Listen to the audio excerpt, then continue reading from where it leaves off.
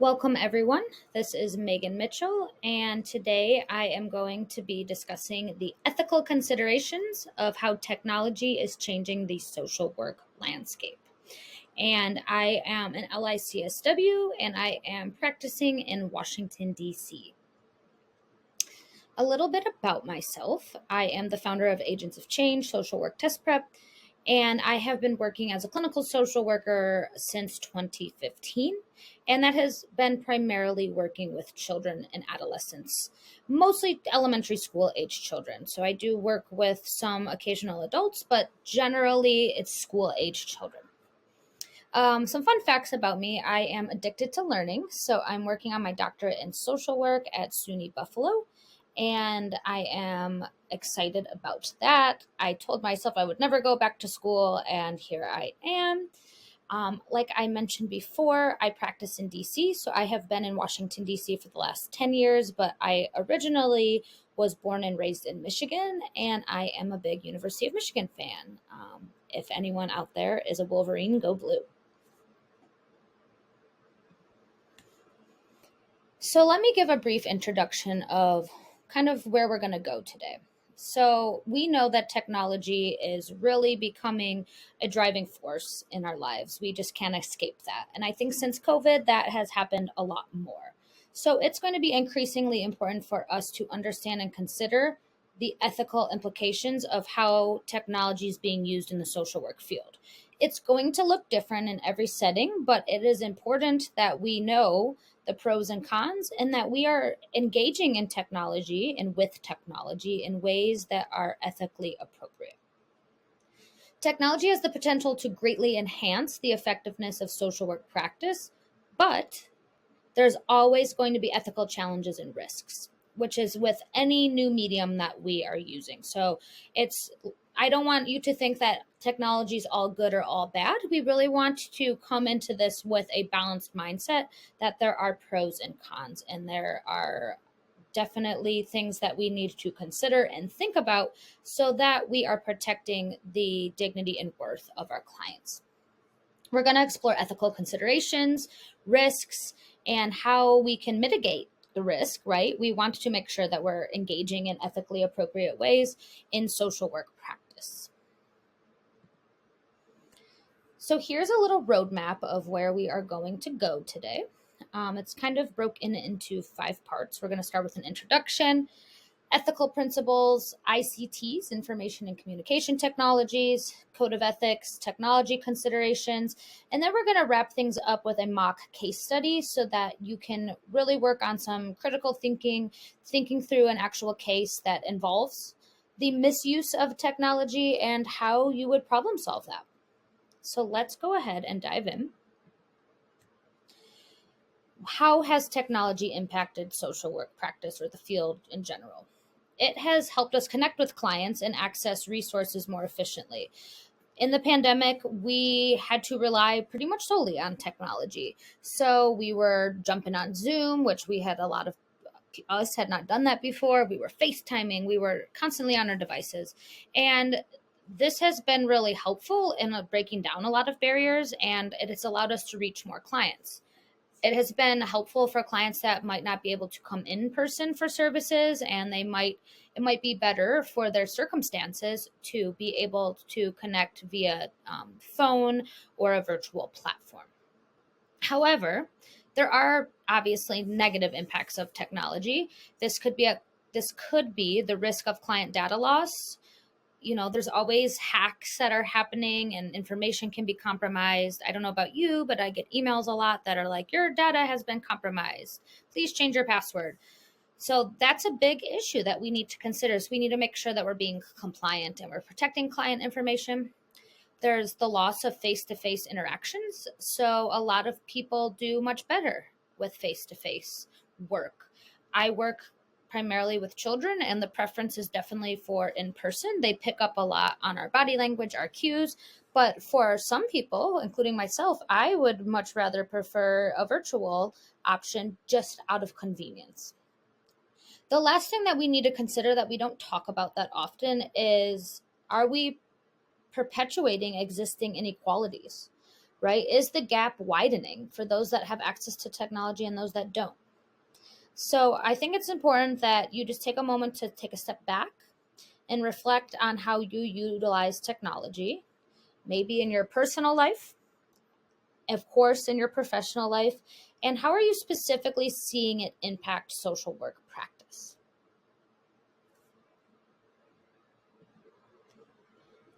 So we are going to specifically talk about some ethical principles that come up when we're discussing technology. Here they are. Here are some that we call this the digital age, and I definitely agree. Confidentiality and privacy. We've talked briefly about that. Boundary issues in dual relationships. So, how far is too far? Where's the line between where our personal life starts and our professional life, comes in? Documentation. We need to be very careful with data on documentation platforms. And then lastly, termination of services and client abandonment. This can be something that is specific or different challenges as someone is on a virtual platform. Applying ethical principles. So let's talk about PHI, which is protected health information.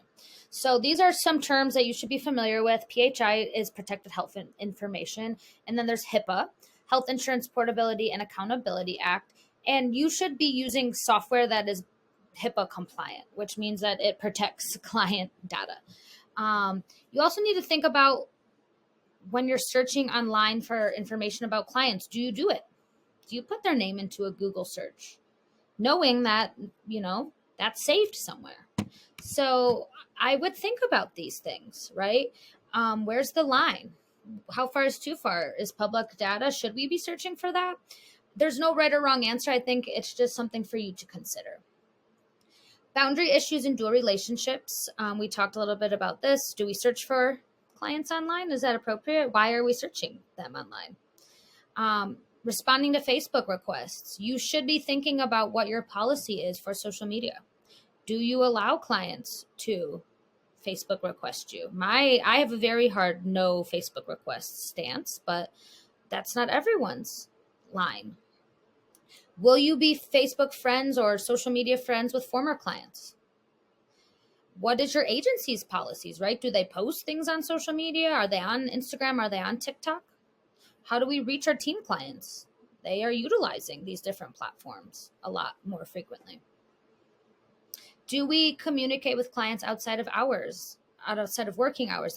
Was really hard during the pandemic because it's like, what was a working hour and what was a personal hour?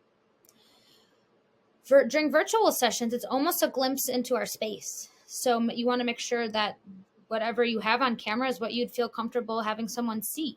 So things to consider. Or you might need to consider what you see. You get a glimpse into their world as well. Documentation, how they are able to access records, right? Do you have it password protected? How are they sending documentation? How are they accessing their patient portal? Is it HIPAA compliant? Is it protected? Also, you need to make sure that if you're using an EHR or EMR, a lot of electronic health records or electronic medical records, that they are protected, they're compliant, and that usually is done through a tech department, or if you're in private practice, you want to make sure that you are using a platform that does check all of those boxes. Termination of services and client abandonment. What if they need a higher level of care than we can provide and they need instant communication, maybe via text? How do we gauge response time? How are we communicating with them? Like what's appropriate? That would be a lot of triaging what's specifically appropriate for their needs. How do we manage emergencies if they're virtual? Do we use text messages? Some people are like, absolutely, I give my personal number out. Other clients are like, that's a boundary that I'm not willing to push. So just things to consider, and everyone's going to have a different comfortability with it. So as we mentioned before, there's something called ICTs, which is information and communication technology. And you use ICTs all the time, but I'm going to bring up some ways that it comes up in practice. And all ICTs, information and communication technology, refers to is the use of technology to access, store, transmit, and manipulate information. So internet is an ICT. Your email is an ICT. Different apps and platforms you use is an ICT. In social work, it encompasses a wide range of tools and platforms that we're using to either improve communication, streamline service delivery. If you work at an agency, they might have you trying out different ones to see what's going to work best for you. How do you take notes? I worked in a school system for many years, and we had many different platforms throughout the years that as technology evolved. And the students had access to many different technologies as it was evolving as well. This is not an exhaustive list. These are just some examples. And as I'm reading these through, I want you to think about which ones you use most frequently. I mean, some we use constantly, where others might be on a less frequent basis. So internet, email, teleconferencing and video conferencing, social media, electronic record keeping, mobile apps, online databases, e-learning platforms, assistive technologies, or data analysis tools. There's a ton more that you probably use in your different settings as well, but these are just some of the common ones to think about. So before we move on, I want you to just kind of take a step back, and we're just going to do some reflection. So I'm going to read each of these and just maybe jot down some notes or make a mental note of where you are as we're kind of checking in around our technology use. Am I obtaining informed consent from clients before collecting or sharing their data? What is your process for intakes and collecting information for consent? Am I considering the unique accessibility needs of clients with disabilities or other barriers when using ICTs? Do you use closed caption? Do you have speech to text, right? There is a lot of needs that, unfortunately, like we forget when using technology if we are able-bodied, and we forget. And it's important that all accessibility needs are covered for our clients. So we don't want it to be a barrier. We want it to break down barriers. Am I regularly evaluating the effectiveness of the ICTs I use in my practice and making adjustments as needed? So it's almost as if you are doing a little audit of your own technology tools. And it seems silly, but it's important, right? Is something outdated? Does it even work anymore? Am I using ICTs in a non-discriminatory manner and advocating for all policies that promote equitable access to technology for all? And we could go down a rabbit hole of all the ways that there are certain apps and platforms that are not equitable and do not reach all of the people that we need them to, but just things to consider as you are utilizing technology. What are some ethical considerations that we need to think about when we're using these different tools, these different platforms? The digital divide. We talked a little bit about that, but are we bridging that gap, or are we making that gap more pronounced? Accessibility, cultural competence. Not all technology takes into account the competency that we have for other cultures, right? A lot of people designing the technology are not social workers. So this is where we come in, and we have to really be mindful of it. Privacy and confidentiality, informed consent, digital literacy. Not everyone is tech savvy. Internet safety, that is a huge one, especially for our teens and adolescents. Even young children need to be aware of internet safety. Affordability, non-discrimination, and advocacy. And we are going to jump into all of these different, briefly touch on all of these different points. So the digital divide is, we discussed this, but we don't want to create barriers for our clients. We want to be bridging those divides. So we want to make sure that if clients do have limited access or technological skills, we're finding ways to support them either in developing those skills or finding ways to help support them get access to that as well. which ties into the next one very nicely, accessibility. Consider accessibility of the tools that you're using. Is it appropriate for people with disabilities? Have you made these considerations? Do you need to make adjustments? Are you reaching all clients and not just those that work best for the way that you learn or the way you interact with the world? So we need to make sure our services and our tools are inclusive of all of our clients. Cultural competency. This is seen throughout our social work practice, but it also does relate back to technology. We need to recognize the cultural implications of using these different technologies. Are there language barriers? Are there different norms around using technology, and maybe it's not appropriate to use technology to reach our clients? Privacy and confidentiality, that's going to just keep coming up as an overarching theme throughout. We need to use ICTs to protect data, secure communication. We don't want clients' information just floating out into the cloud somewhere, right? We need to make sure that I don't know about you, but I personally would not feel very good if my information was not protected, right?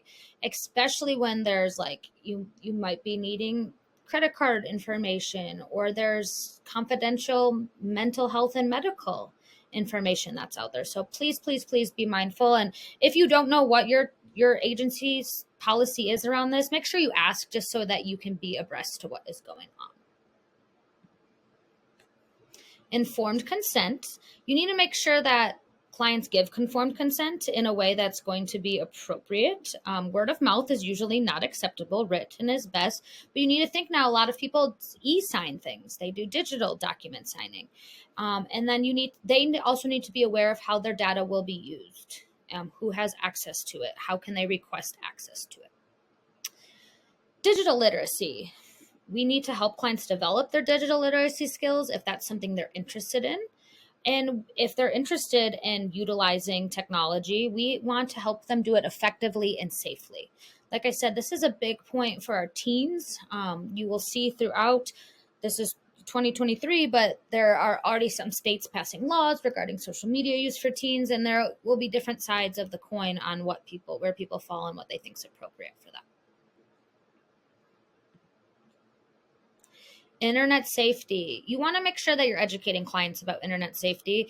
This includes their own personal protection, right? A lot of people aren't mindful of what they put out there into the world and how this could follow them throughout. And we want to help them avoid online scams or even from cyberbullying.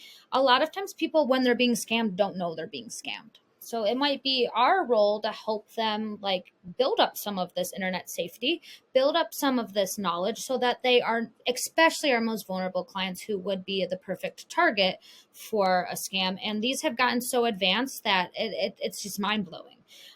So make sure that you are promoting internet safety, and they should be also, this is for clients and for us as practitioners as well, we should be knowledgeable about the credibility of the information we're seeking out, right? Is this a credible source? Where did you find this? On Facebook? Okay, that's probably not a credible source. And this can be really challenging because a lot of times people don't do their homework and just see the first article that comes up. They don't know about how they're going to continue to get articles based on their click history, and then they take that for truth. So that can be a really scary thing, and it's really important that we are teaching internet safety. Affordability. Are we trying to promote, or are we asking our clients to be on technology systems that are costly, or there's a price associated with it? That's something else to consider. We might need to provide alternate options, free options, or help clients that are facing financial barriers bridge that gap so that they can have access to what they need to be able to access quality, safe services. Non-discrimination. We should not be using any technology that perpetuates discrimination or further marginalizes people. So we need to be considering race, ethnicity, gender, age, socioeconomic status. Like I said, the people that build technologies often do not have any code of ethics that they are guided by. We as social workers, we do have code of ethics. So I think it's really important that we are actually in these technology decisions, and we are the ones sitting at the table when they're making these decisions. Advocacy. We as social workers, we know we have to raise our voices up. We have to advocate. So we should advocate for policies and initiatives that promote equal access to technology and support the rights of our most vulnerable populations. We want to make sure they have digital resources. They are able to get the best quality services that they need to live their best lives. Technology and the code of ethics. Here it breaks down some specific standards in the NASW code of ethics that specifically relate to technology. I always say at least once a year, probably more often, you should be reading the code of ethics. It's just, as with anything, it's a living document. And as our field evolves, this document also lives and breathes with it too. So confidentiality and privacy is standard 1.07. It highlights the importance of maintaining clients' privacy and confidentiality. The digital divide, it emphasizes our responsibility to promote social justice and advocate for access to resources and services. That's standard 6.01. Informed consent, that is a linchpin of our work. We need to make sure that we give clients the opportunity to understand what they are consenting to, and we do not service clients until we have informed consent. Standard 1.03. Cultural competency, this is an area that has been a big push in our code of ethics, and this requires that social workers demonstrate cultural awareness and sensitivity in their practice. Many states often might even have a requirement when you are upping your CEUs for licensure that you take some sort of hours in cultural competency. Security, that's standard 1.07. The code outlines the importance of protecting clients' information. When it's kind of hard to trust technology when we're not behind the scenes. So make sure that you are doing your research so that you know that client's information is protected. And then competence. Competency is crucial. That's standard 1.04. Social workers must practice within their areas of competency and develop and enhance their professional expertise. So I always encourage people, don't take the CEUs in which you already are an expert in. Stretch yourself a little bit. Push outside that comfort zone and maybe brush up or learn a new skill in an area that's maybe a little bit new to you, right? Like that's going to help us grow not only as social workers, but as it's going to give us more depth that we can bring to our clients. Boundaries, standard 1.06. We got to have boundaries. The NASW Code of Ethics emphasizes the importance of maintaining appropriate professional boundaries. That's huge with technology. What is professional? You ask 10 people, you probably get 10 different answers. Documentation and record keeping, that's standard 3.04. The code addresses the need for accurate and timely documentation. So not only do we need a document, it needs to be accurate, obviously, and timely. So no, we're not filling out a note 1 year ago. We should be doing it in a timely manner so that the information is accurate and up to date. Evaluation and assessment, the code highlights the importance of monitoring and evaluating interventions. We got to have data to drive our decision making when we're working with clients. That is huge, right? And a lot of social workers are like, I don't like data, I don't like numbers, it's scary. We got to do it to make sure that we are serving the clients in the best way possible. So that's standard 4.01. Collaboration and interpersonal communication. This requires that we collaborate with other professionals to ensure the best possible care for clients. So if you're in different settings, you're probably working with different professionals. That could be medical professionals, or it could be educators, it could be parents, it could be caregivers. That is standard 2.03.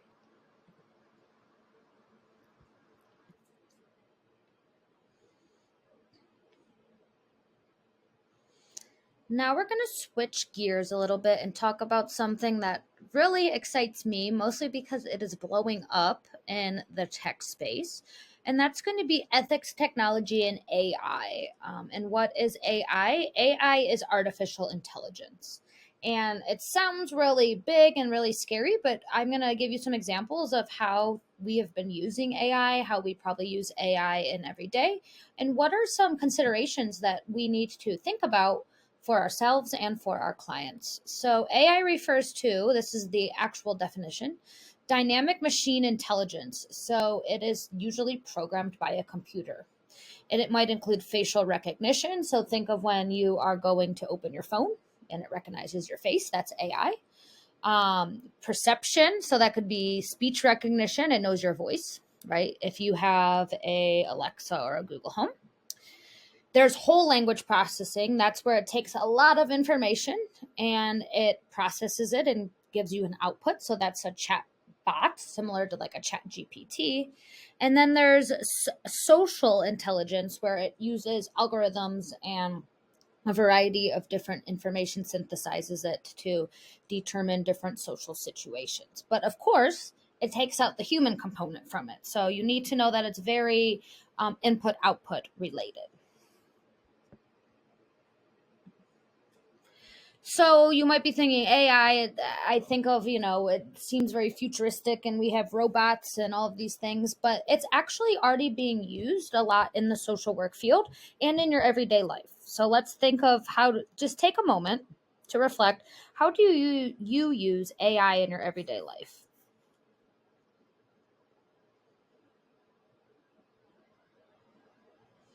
Some examples that might not come to mind, but are things that are very commonly used or very commonly known.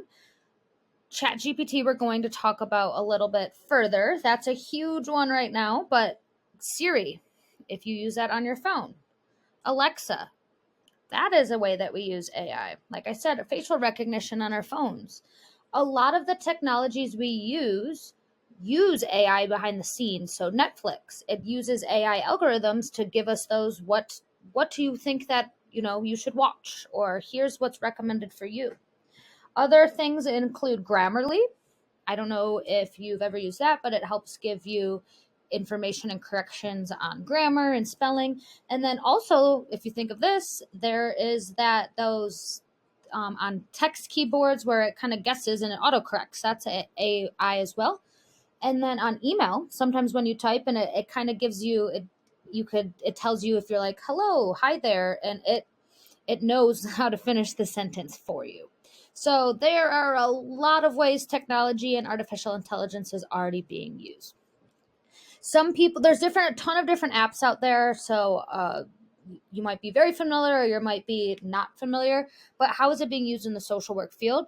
There are different apps out there that can summarize case notes, but you always want to remember, if you are using AI to complete your case notes, do not give any identifying information to the AI, because it is a machine and you don't know where that information is going.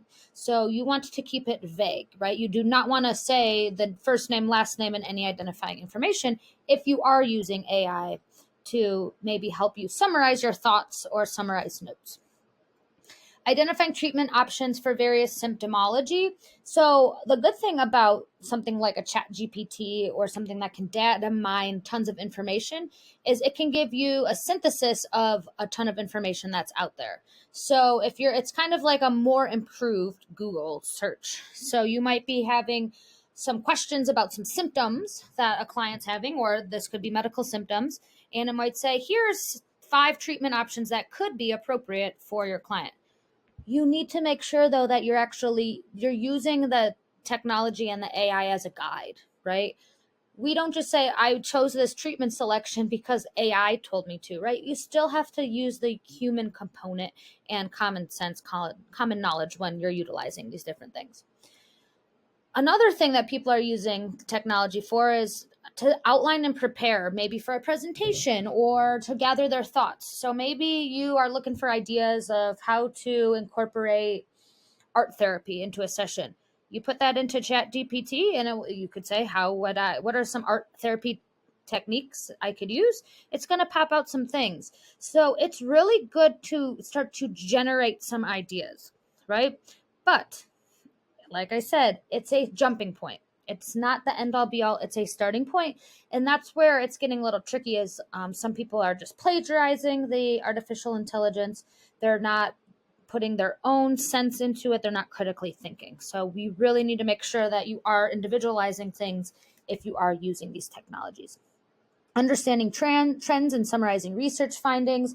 A lot of data scientists are using ChatGPT to kind of give them huge data sets and say, I need these specific things pulled, and it's able to work fairly quickly. So it is very efficient for some people, but you have to know how to use the tool. So I don't just say, blindly in using these tools. Take some time to become familiar, spend your time doing your homework and understanding how it works, and really making sure that you're critically thinking about the information that is outputted, because it's not always accurate. So you sometimes need to fact check, and you should fact check when you're using these different platforms. So we're going to talk a little bit further about ChatGPT. So what you might have heard about this, it's really blown up in 2023, and it can be used for a variety of different things. I personally love it. It has saved me so much time when I'm feeling stuck and my thoughts are swirling around and I just need kind of like a go-to better Google search. So what is it?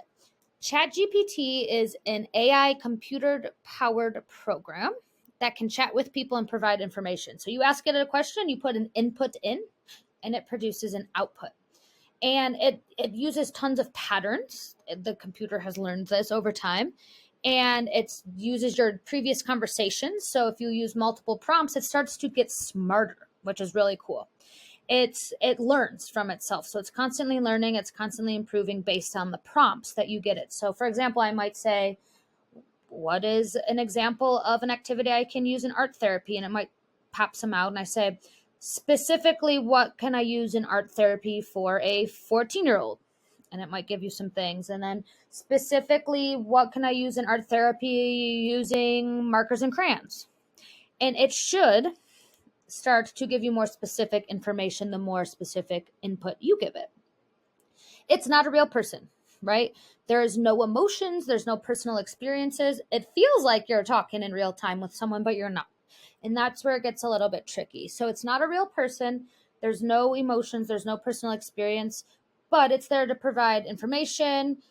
It says friendly conversation and helpful answers. And if you're wondering where this lovely little definition came from, I asked this directly to ChatGPT. I put, what is it? I put ChatGPT, what is it? And this is what the computer gave me. So this is what it generated. So it's just an example of ChatGPT in real time. Pretty cool. A computer came up with this. ChatGPT is an AI-powered computer program that can chat with people and provide information. It uses patterns and information it has learned from previous conversations to generate responses. While it's not a real person and lacks emotions or personal experiences, it aims to provide helpful answers, information, and friendly conversation. And that is the logo for ChatGPT if you ever are using it. So what is the pros and cons of ChatGPT? Like we mentioned earlier, there's always pros and cons of anything. So you really want to have a balanced approach where you see both the pros and the cons.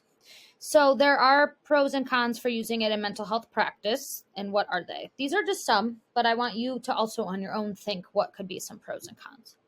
The pros, this could be for clients, anonymity and privacy for clients to gain information.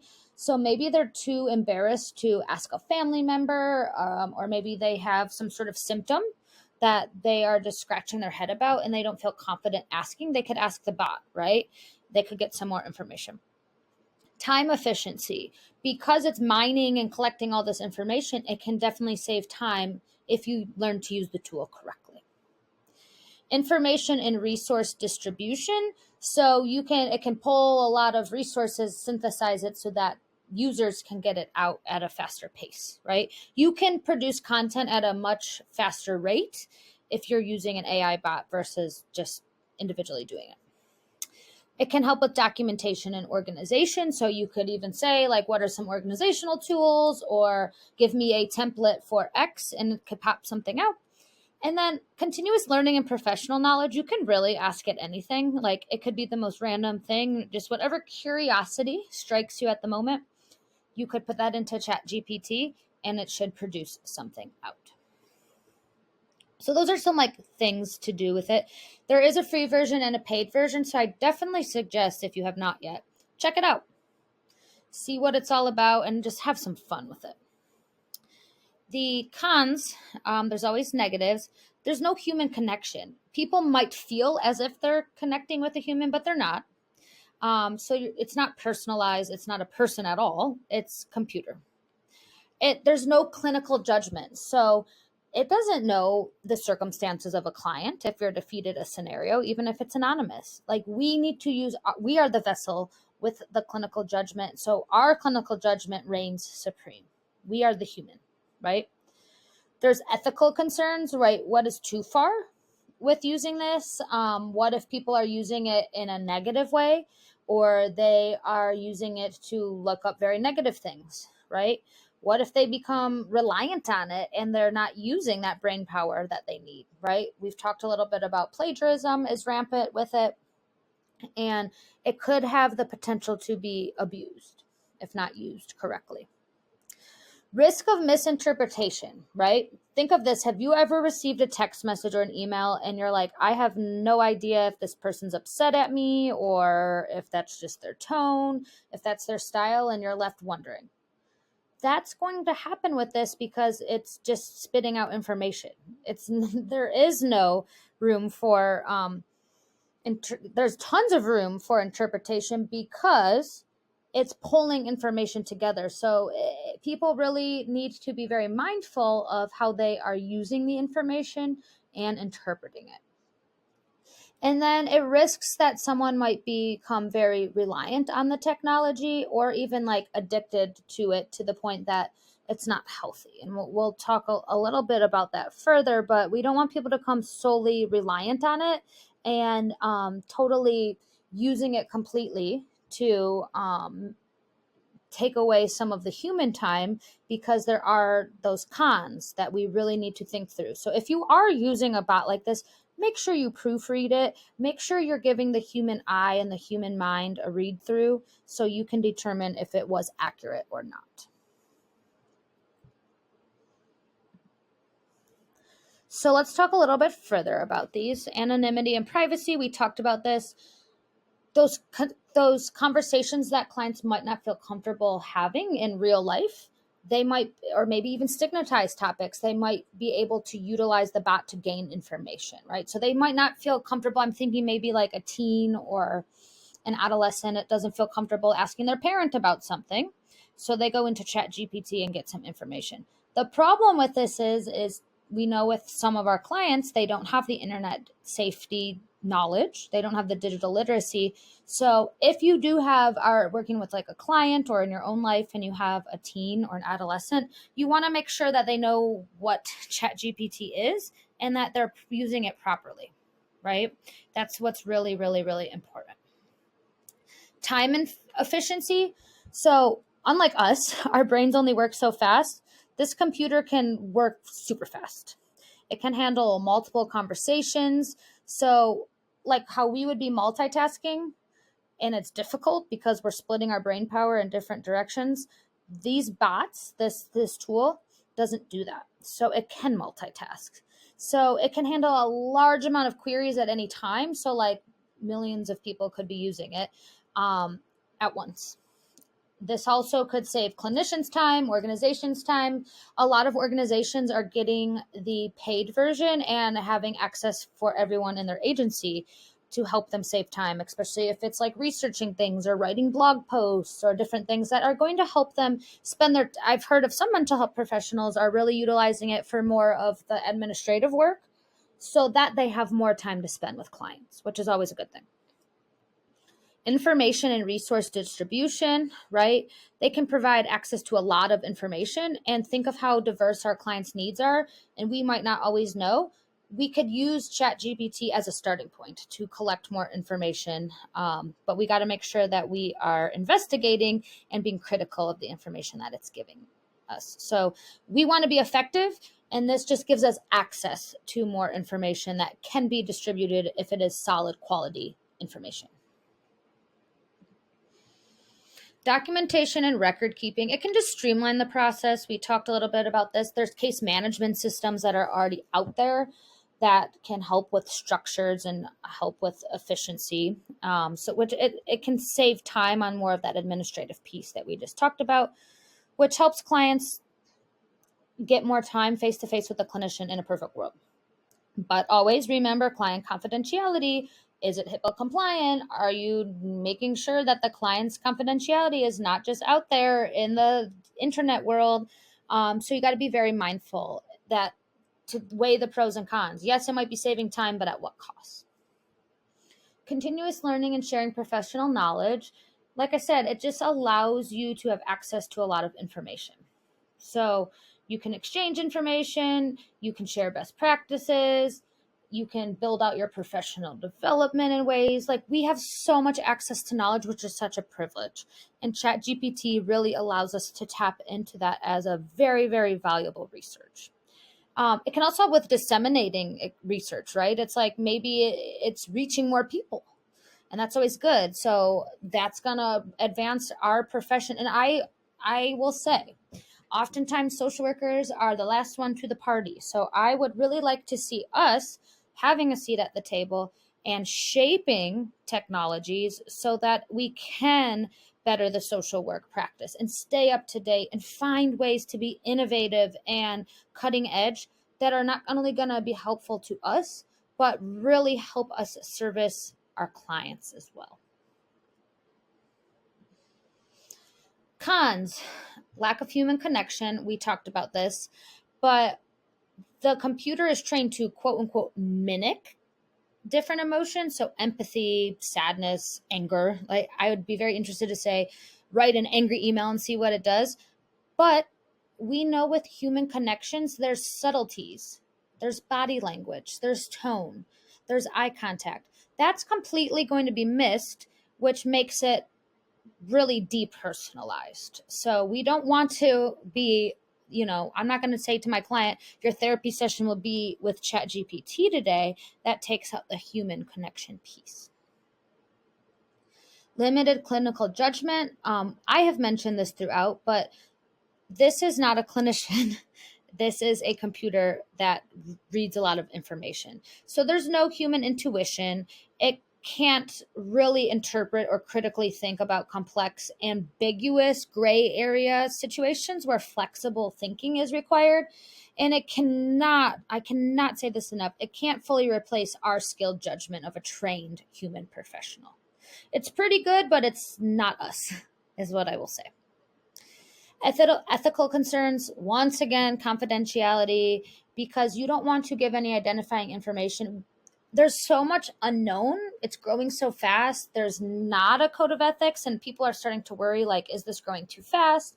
Do we need to take a step back and really put some ethical and legal and appropriate boundaries around this to ensure that it's not harmful? But it is growing super fast, and there are people that are concerned that, whoa, let's pump the brakes.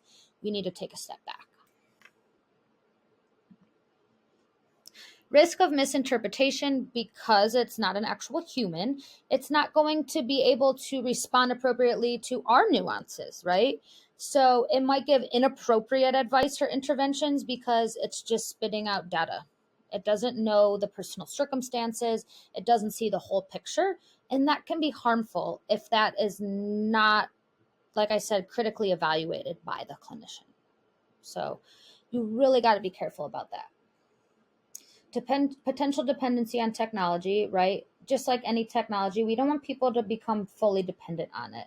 We don't want to take away the people skills, especially as social workers. That's why generally we're in this, is because we are people. We want to help people. We don't want people to be over reliant on it. And what happens if this goes away? So that's a really important thing too, right? What if this fails, or it's no longer something that's very popular and needed? Then what, right? We're going to have a big skills gap. So we got to make sure that this is one tool in the toolbox, but not the only tool in the toolbox. So now we're going to finish things off today with a case study. And we're going to talk about social media use and client confidentiality. So I do want to preface this. You will see below. This is a case study for fictional purposes, and it's not a real case. It is just for educational purposes, for you to think a little bit more deeply about how you would respond. So as we're going through this, there is no right or wrong answer, but I want you to use your critical thinking skills and think, like, what if this was your client? So I will go ahead and read it, And then there'll be some follow-up questions to consider afterwards. Alex, a social worker, introduced an AI tool to his elderly client, Mr. Johnson, as a solution for managing organizational tasks. Unexpectedly, this tool became Mr. Johnson's primary social outlet, resulting in him spending most of his time interacting with it. This led to an unforeseen dependency on the AI. Eventually, Mr. Johnson decided to terminate his clinical treatment, stating that the AI support was sufficient for his needs, contrary to Alex's professional advice. Consequently, Mr. Johnson's social isolation increased as he interacted less with family and friends. This shift resulted in heightened feelings of loneliness and depression, compromising the effectiveness of Alex's social work services. So go ahead, take a minute to read this, to sit there and think about it, and to kind of be starting to think about how would you formulate this case? What are you going to do with the information that's given?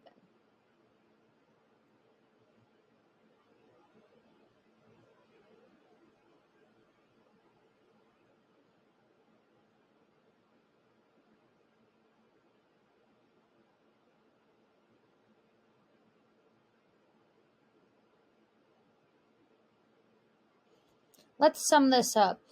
The social worker gives his client a suggestion to use this tool to help with some tasks. And while the tool was helpful, it maybe became a little bit too much of a crutch for this client. So Mr. Johnson now really is spending all of his time on it. He's not engaging in social activities, and he's really, keyword here, dependent on this tool, right? So it's really taking up all of his time. And because of it, he says he doesn't need treatment anymore. And we talked about that. What happens when someone is being replaced by AI or a technology tool? And this is against the social worker's professional advice, which, right, we can give our advice, but we can't force a client to make a decision that we think is right for them. But there's some really negative effects of this. Mr. Johnson's now more socially isolated, and he's not interacting very much with family and friends, which is causing some symptomology, heightened feelings of loneliness and depression, and the relationship and the progress made with Alex has been compromised. So what would you do in this case, right? You're there, you are the driver suggesting this, and then the AI replaces you in a way that's probably not beneficial. So here's some questions to consider. How might Alex have monitored and managed the potential risks of introducing an AI tool like increased social isolation and dependency while maintaining its benefits? So remember, positives and negatives to anything. You have to have a balanced approach. Considering this case, how might the use of AI tools in social work practice impact the traditional therapist-client relationship? How can social workers balance the benefits of technology with maintaining meaningful human connection? What strategies could Alex have employed to reintegrate Mr. Johnson back into his social environment after recognizing the negative impacts of the AI tool on his social interactions? How might social workers be trained to anticipate and mitigate the potential risks and consequences of introducing AI tools to their client?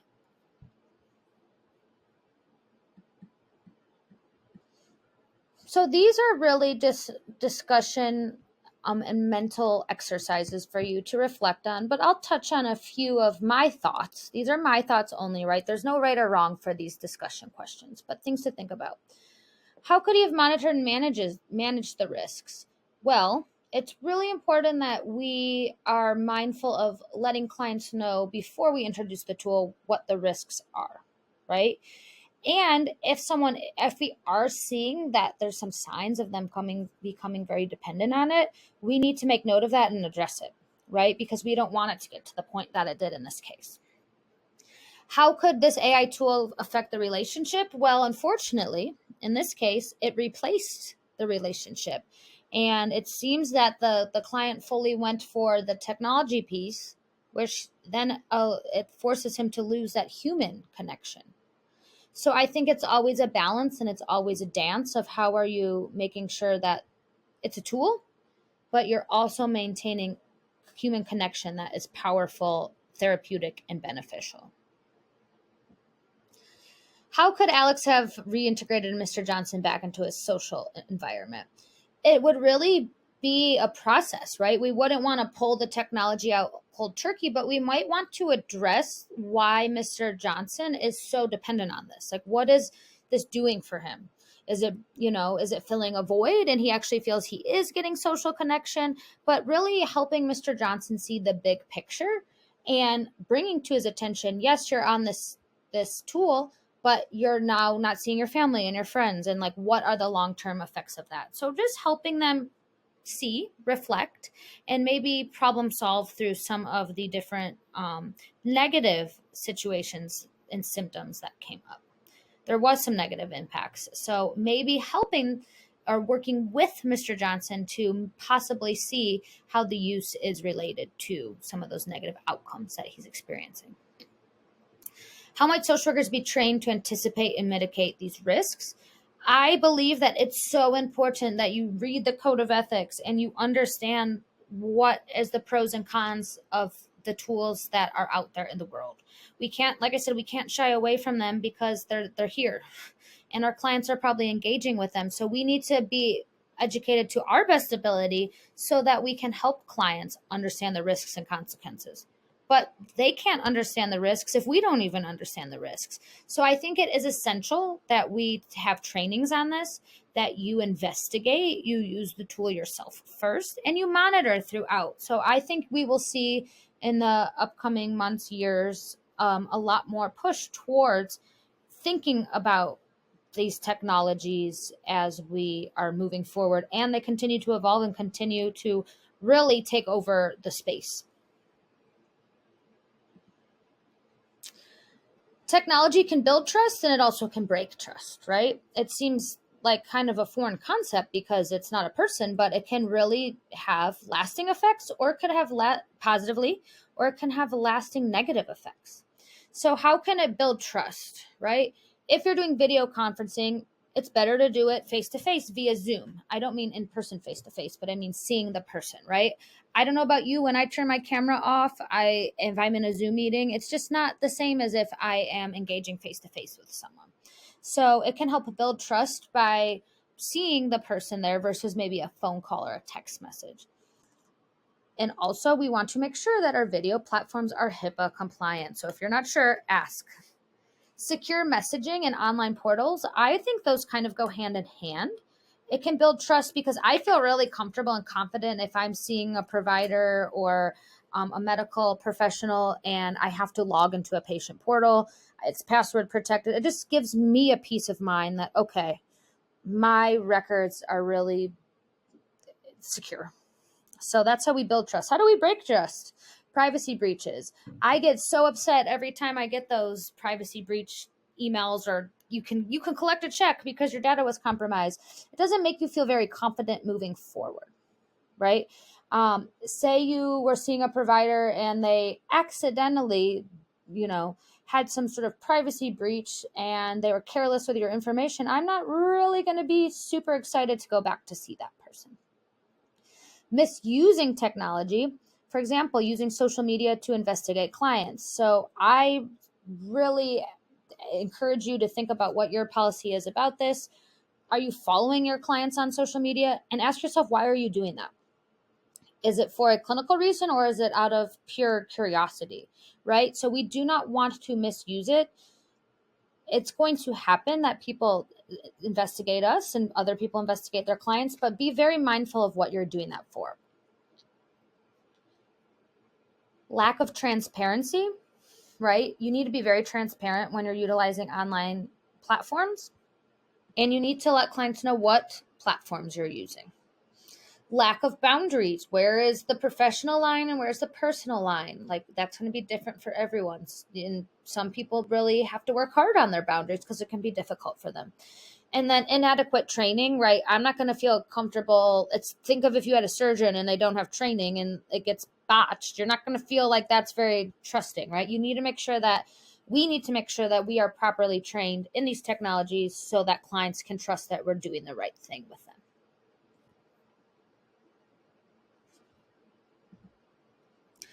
Professional self-care. We need to think about how technology affects our self-care, right? It can be positive and also can be negative. So it can be positive in that there's tons of apps out there like Headspace and Calm and things that help you. Like my watch the other day said, your heart rate is spiking. How about you stop and take a couple breaths? And I was like, oh, wow, I didn't even notice that. Thank you, watch, for telling me that. So there's a lot of pluses of how we can use technology in positive ways. However, technology kind of blurs the lines, it muddies the waters a little bit. So it can be easier for us to blur boundaries because especially if you work from home or hybrid, it's like, when does the workday end? Are you still sitting at your computer because your office is now your bedroom? Right? Which that can really lead to burnout and compassion fatigue. So I would definitely say, like, make sure you have very clear limits of when your workday starts and ends, when do you respond to emails, all those things, because we don't want to get burnout and compassion fatigue, because then it leads to a lot of variety of other negative symptoms and feelings. Professional self-care with technology. How do we do this? We discussed setting clear boundaries between work and personal time. And I let clients know, right? I even have some colleagues that after hours put a out of office on, and they say, if you're in an emergency situation, here's the numbers you can reach. I will respond between these hours. Disconnecting from technology during non-working hours. Do you have any time in your day where you're not on your phone or in front of a screen? It can be so consuming that, like, you get those things on your phone that say you have spent blah, blah, blah hours on your phone this week. It's astonishing. It's almost become a part of our body, how much we are reliant on it. And then if you are someone that is on the computer often, make sure you're scheduling in breaks. You're not just sitting staring at the computer for 12 straight hours. You might need to get up, eat. You do need to get up, eat, use the bathroom, maybe get some exercise in, change of scenery, because it can be really hard to just sit in one spot all day. Ongoing learning and professional development, we know that's definitely an important area of development professionally for social workers. So this technology, it's not going backwards, it's only going forwards. It's constantly evolving.